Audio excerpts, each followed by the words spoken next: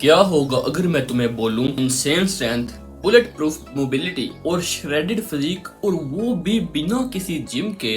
No machines, no wait, सिर्फ और सिर्फ तुम्हारी अपनी body. Sound like a scam? नहीं भाई नहीं। आज हम ब्रेक डाउन करेंगे कि क्यों कैलिस्थेनिक्स सबसे सुपीरियर फॉर्म ऑफ ट्रेनिंग है। पर रुको, अगर तुम्हें लगता है कि बिना जिम के बॉडी नहीं बनती तो तुम एक इल्यूजन में जी रहे हो। आज मैं तुम्हारी आंखें खोलने वाला हूँ। कैलिस्थेनिक्स का मतलब सिर्फ कूल लुकिंग प्लैंच और मसल अप वगैरह नहीं है, और ना ही फ्लेक्स करना है। It's a complete system. Gymnast और एलीट मिलिट्री यूनिट्स भी कैलिस्थेनिक्स को ही यूज करते हैं। ये सब अपनी पीक परफॉर्मेंस के लिए कैलिस्थेनिक्स और बॉडी वेट को ही यूज करते हैं। 1, वेट लिफ्टिंग में तुम एक लीनियर मोशन में स्ट्रॉन्ग बनते हो। बेंच प्रेस बस पुश कर रहे हो। उसी के मुकाबले अगर तुम कभी डिप्स लगाते हो, सेम पुशिंग पावर होती है, लेकिन वहां तुम्हें अपने शोल्डर्स पर भी वर्क होता है, तुम्हारी कोर में भी स्टेबिलिटी आती है, सब कुछ एक साथ एक्टिव होता है। समझो, फंक्शनल स्ट्रेंथ का मतलब होता है वो ताकत जो कि रियल लाइफ में काम आए। फॉर एग्जाम्पल, समझो कि एक बहुत ज्यादा ही भारी सोफा है और तुमने एक जगह से दूसरी जगह लेकर जाना है, लेकिन सोफा खिसकाते वक्त तुम्हें बहुत ज्यादा ही बैलेंस चाहिए होगा, तुम्हारे अपने वेट को काउंटर वेट करना पड़ेगा। लेकिन अगर तुम जिम लगाते हो तो तुम सिर्फ एक मोशन में स्ट्रॉन्ग हुए होगे, या इस तरह। लेकिन कभी भी कैलिस्थेनिक्स एथलीट को देखना, वो हर एवरी चीज को मास्टर करने की ट्राई करते हैं, अपने वेट को मास्टर करने की ट्राई करते हैं, वो किसी भी एंगल पर बैलेंस लूज नहीं करते। कैलिस्थेनिक्स ऑलराउंडर ताकत देता है। एक और एग्जांपल से समझते हैं कि समझो कि तुम्हें एक पेड़ पर चढ़ना है, कोई बॉल फंस चुकी है, कुछ चढ़ चुका है, लेकिन अगर तुम वेट ट्रेनिंग करते होगे तो तुम शायद ना चढ़ पाओ। लेकिन अगर तुम कैलिस्थेनिक्स करते होगे और इंटरमीडिएट एथलीट भी हुए, तब भी तुम इजीली मसल अप करके उसके ऊपर चढ़ सकते हो, क्योंकि मसल अप करने से तुम किसी भी दीवार, किसी भी चीज के ऊपर चढ़ सकते हो। सो कैलिस्थेनिक्स से तुम कुछ भी कर सकते हो। नंबर 2, कैलिस्थेनिक्स से 90% मूव में उसकी कोर जरूर इन्वॉल्व होती है, जो वो मसल है जो कि तुम्हारी स्पाइन को सीधा रखती है। इमेजिन करो एक पेड़ है, अगर उसकी जड़ें कमजोर होंगी तो वो दरख्त गिर जाएगा। पुशअप करते वक्त अगर तुम्हारी कोर टाइट नहीं तो तुम्हारी पेट नीचे लटक जाएगा, जिससे तुम्हारे पुशअप खराब होना स्टार्ट हो जाएंगे। इसलिए तुम्हें अपनी कोर को एंगेज करना ही पड़ेगा। सोचो कि एक क्रेन है, उसकी बेस जितनी ज्यादा मजबूत होगी वो उतना ज्यादा लंबा जाकर सामान उठा पाएगी, उतना भारी सामान उठा पाएगी। इसी तरह तुम्हारी कोर एक क्रेन की बेस की तरह काम करती है। लेकिन सुनो, अगर तुम्हारी डाइट खराब है, बेशक तुम्हारी कोर बेशक बहुत ज्यादा ही स्ट्रॉन्ग है, फिर भी तुम्हारे एब्स विजिबल नहीं होने वाले। इस वीडियो पर हम किसी और टॉपिक पर बात करेंगे, बट अगर तुम मोबिलिटी पर वर्क नहीं कर रहे तो तुम्हारी बॉडी एक रोबोट की तरह स्टिफ हो जाएगी।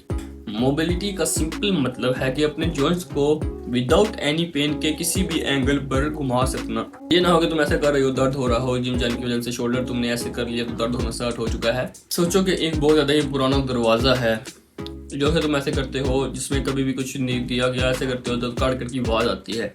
इसी तरह तुम्हारे जॉइंट्स हो जाते हैं जब तुम जिम लगाते हो, जब तुम वर्कआउट करते हो। लेकिन मोबिलिटी एक ऐसी चीज है जिसमें तुम्हें कैलिस्थेनिक्स के साथ करनी ही पड़ती है, उसके अलग ट्रेन करना पड़ता है, लेकिन वो बॉडी वेट के बगैर होती है। इसी वजह से उसे भी कैलिस्थेनिक्स में ही गिना जाता है, और उसे भी हम इस दरवाजे का ऑयल कहेंगे। अगर तुम उसे ऑयल दे देते हो तो वो बिल्कुल स्मूथ हो जाता है, कोई आवाज नहीं आती उसे।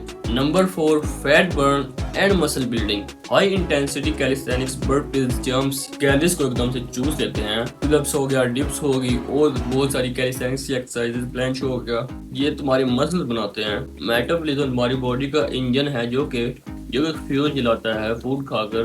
5, no equipments, no gym. Gym close है, नो प्रॉब्लम, पार्क चले जाओ।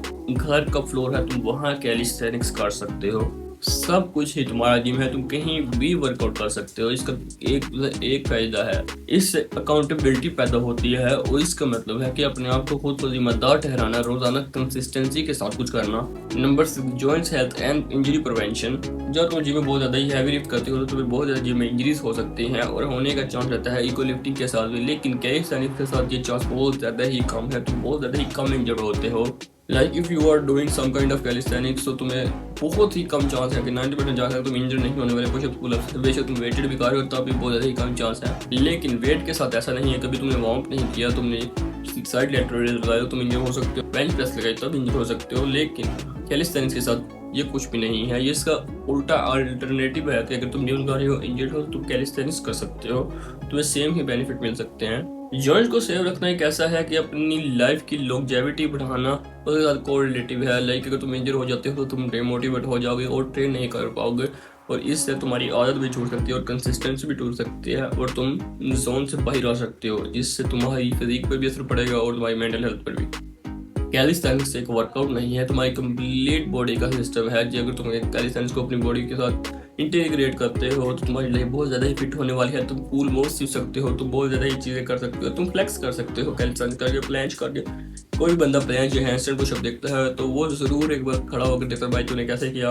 तो तुम्हारा कोई कोच है, ये है वो है। मेरे से 1000 बंदों ने पूछा है कि तेरा कोई कोच है तो ये कर लेता है। मैंने कहा नहीं, मैंने यूट्यूब से सीखा है, और वो बहुत ज़्यादा इंप्रेस होते हैं।